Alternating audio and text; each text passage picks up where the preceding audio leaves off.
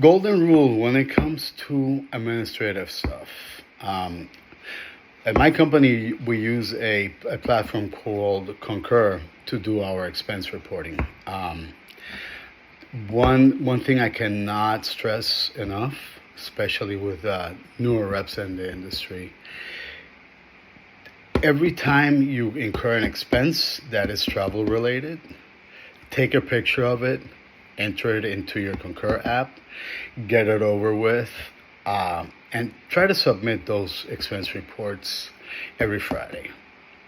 The last thing you want is the stress that comes with not submitting an expense report on time.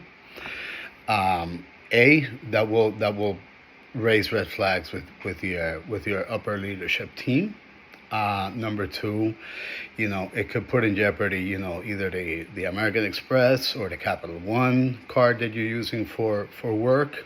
The fees that are associated, if you get a late fee, you pay for that. The company will not pay for that. So always be very vigilant when it comes to the expenses. That is big when it comes to, this is a word you're going to, if you're not already in the industry and you're new to the industry, you've probably heard it 2,000 times during training, is the word compliance. Very strict on it. Probably every 6 months, you're going to have to file a new form that comes from compliance saying I comply with the travel and entertainment policy. And that means that you're going to be submitting receipts and you're going to submit your expense reports on time. And like I said, I cannot stress it enough. Some companies will tell you, hey, if it's under $25, you don't need to turn in the receipt. You know what? If I can turn it in, I have turned in receipts for 65 cents from a parking meter. I just like to be uber vigilant when it comes to my expense reporting.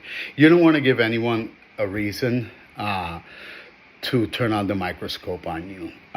Especially when there's going to be, layoffs, unfortunately, happen in this industry.